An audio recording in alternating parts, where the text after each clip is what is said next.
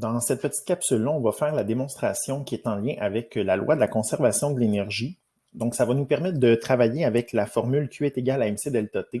Donc, vous avez reçu en classe, je vous avais tout donné les documents de laboratoire, en fait, et ça, c'est seulement qu'une feuille recto-verso. Très, très simple. C'est une démonstration juste pour remettre en pratique la formule qu'on a vue en classe et pour valider, en fait, la théorie.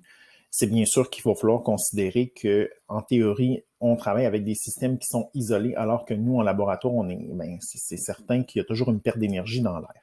Donc, on dit que le but est d'établir une relation entre la chaleur dégagée et la chaleur absorbée dans un échange thermique. Nous, l'échange thermique va se faire avec de l'eau chaude et de l'eau froide. Et on voit dans les données que j'ai 50 millilitres de chacun des types d'eau. Donc, eau chaude, eau froide, 50 millilitres. Je vous rappelle qu'on a dit que la masse volumique de l'eau, donc, la masse volumique de l'eau est égale à 1 gramme par millilitre. Ça veut dire que chaque millilitre vaut 1 gramme en fait de masse. Et ça, c'est vrai seulement pour l'eau, parce que si on change de substance, la masse volumique va être différente.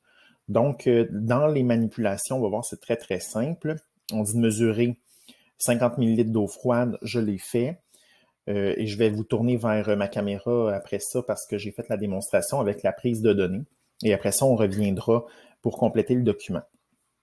Donc, on dit mesurer après ça 50 ml d'eau froide avec l'un des deux, verser 50 ml d'eau froide et le verser dans un des verres de polystyrène. Ensuite, on fait la même chose avec l'eau chaude. On détermine la température des deux liquides avec le thermomètre et ensuite, on détermine la masse des deux liquides. Puis après ça, on verse l'eau chaude dans l'eau froide et puis on va prendre la température finale du mélange. Donc, comme j'ai devant moi, en fait, le calorimètre, comme on l'utilise en classe. Okay? Donc, notre calorimètre, qui est constitué finalement d'un bécher que je vais juste mettre pour soutenir mes verres en styromousse. Et j'en mets un, en fait, directement dans le fond du bécher qui me permet de garder le système un peu plus isolé.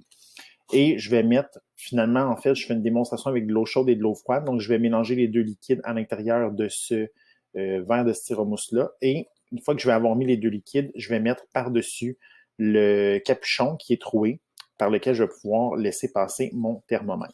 Donc, mon montage y est fait. Et là, je vais pouvoir mettre à l'intérieur les deux liquides. Donc, j'ai déjà été chercher de l'eau du robinet. Donc, on peut voir la température qui est en dessous de 20 degrés Celsius. Donc, précisément, on voit à peu près 17. Donc, à peu près 17 degrés Celsius pour l'eau froide. Et là, j'ai fait bouillir de l'eau. Donc, c'est sûr que ce ne sera pas à 100 degrés, mais ça va nous donner une idée. Donc, je vais mettre mon eau froide à l'intérieur de mes verres de styromousse pendant que la température se mesure dans l'eau chaude. Voilà. Et là, évidemment que mon thermomètre dans l'eau, puis là, on voit que c'est chaud parce que il y a de la condensation. Je me sens comme quelqu'un qui fait des démonstrations à la télévision, puis je suis vraiment pas bon là-dedans. Donc, on est dans les à peu près 70 degrés Celsius, je vais vous dire précisément. On est à peu près à 69 degrés Celsius. Donc, j'ai fait bouillir de l'eau, puis évidemment, j'ai pas fait tout de suite l'expérience juste après avoir fait bouillir mon eau. Donc, je prends mon eau et je vais mettre ça à l'intérieur et je vais prendre la température finale. Donc, je mets mon eau chaude à l'intérieur, comme ça. Et là, en fait, c'est pour démontrer la loi de la conservation de l'énergie. Donc, je vais prendre mon thermomètre, je vais le mettre à l'intérieur. On va quand même pas si mal. Donc, on est déjà un peu en bas de 50. Ça continue à descendre. Donc, je vais prendre la température finale du mélange. Donc, je vais agiter. Puis seulement pour la mise en contexte, finalement, bien après ça, je vais vous tourner vers mon écran parce que vous avez avec vous la feuille pour faire cette démonstration-là, en fait, pour faire les calculs. J'ai mis 50 ml d'eau pour l'eau froide, 50 ml d'eau pour l'eau chaude. Et le but, c'est de montrer que la quantité d'énergie de 1 qui va être dégagée par l'eau chaude sera absorbée par l'eau froide.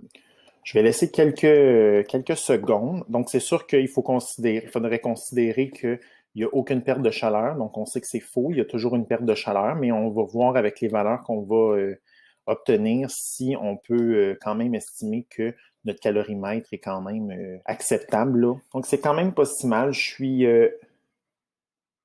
en bas de 50, donc je suis à 45 degrés, à peu près 44 degrés là, précisément quand je regarde de mon côté.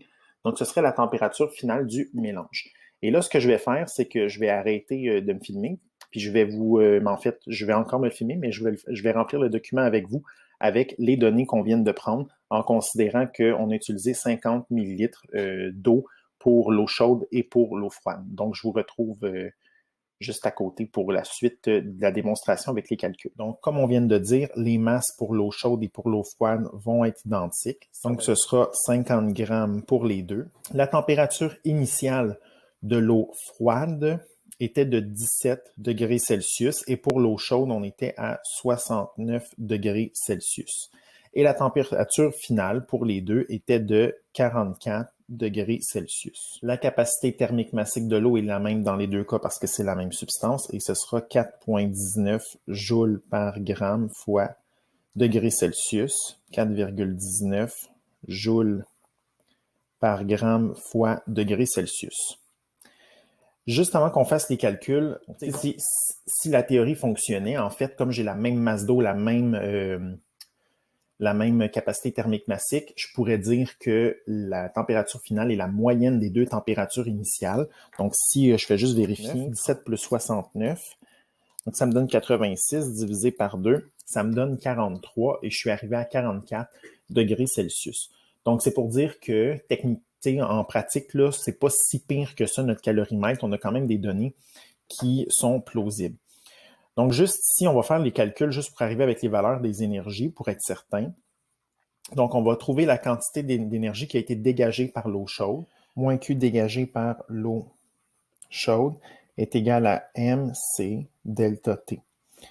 Donc, la masse d'eau, c'est 50 grammes, fois la capacité thermique massique, qui est 4,19 joules par gramme fois degré Celsius, fois delta T, qui est la température finale, 44 degrés Celsius, moins la température initiale de l'eau chaude, qui était 69 degrés Celsius. Si je fais le calcul, on va voir qu'on va arriver avec une valeur qui est négative, et c'est normal parce que la valeur négative, on n'oublie pas que ça veut dire que l'énergie est dégagée.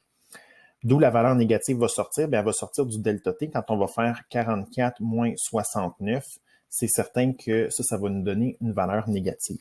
44 moins 69, ça me donne moins 25 fois 4,19 fois 50. Donc, ça me donne moins 5237,5. Et là, ça, c'est des joules. Donc, ça, ce serait l'énergie dégagée par l'eau chaude. On va calculer l'énergie absorbée par l'eau froide. Donc, ça va être encore MC delta T. Donc là, ce qui va changer, c'est notre delta T. Il ne sera pas pareil.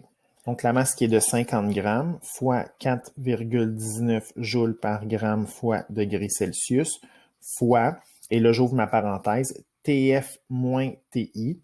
Donc, la température finale pour l'eau froide était de 44 degrés Celsius, moins la température initiale qui était de 17 degrés Celsius. Et si je calcule ça, donc 44 moins 17, ça me donne 27 fois 4,19 fois 50. Donc, ça me donne 5656,5 joules. Donc, techniquement, ces deux valeurs-là ici devraient être identiques, devraient être égales une à l'autre. Donc, ce n'est pas tout à fait le cas. Il y a une petite erreur, évidemment, parce que l'énergie a été perdue quand on a fait le transfert de chaleur.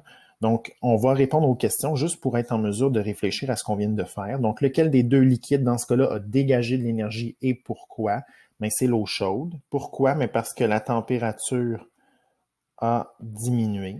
Ensuite, dans quel sens s'est propagée l'énergie lors du mélange? Mais c'est de l'eau chaude vers l'eau froide. Que peut vouloir dire le signe moins dans la réponse de l'eau chaude? Mais que l'énergie est dégagée. Comparer l'énergie dégagée et l'énergie absorbée lors du mélange des deux liquides en valeur absolue. Donc là, c'est sûr qu'il y a une différence d'à peu près, je dirais, 400 joules, donc ce qui est quand même relativement significatif, là. Mais si on comparait avec la théorie, on pourrait dire que les deux sont égales. Donc, on va écrire semblable. Je vais écrire entre parenthèses perte d'énergie. possible. Donc, les pertes sont possibles sous forme de chaleur dans l'environnement. Donc, on sait que c'est pas toute l'eau qui a été, pas toute la chaleur de l'eau chaude qui a été absorbée par l'eau froide. Donc, il y a une partie qui est perdue. Et aussi, ça se peut que, évidemment, à partir du moment où moi j'ai pris la température de l'eau chaude, ben ça se peut que la température ait diminué entre le moment où moi je l'ai mis, puis en fait, je l'ai mis en contact avec l'eau froide. Et peut-être que l'eau froide s'est réchauffée entre le moment où j'ai pris sa température et que je l'ai mis dans le calorimètre. Donc, il y a plein d'exemples de sources d'erreurs.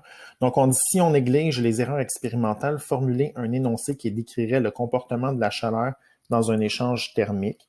Donc, on va dire l'énergie dégagée par une substance est égale à l'énergie absorbée. Proposer une relation mathématique qui correspond à cet énoncé concernant les quantités d'énergie transférées, ben ça, c'est de dire que Q absorbé est égal à moins Q dégagé.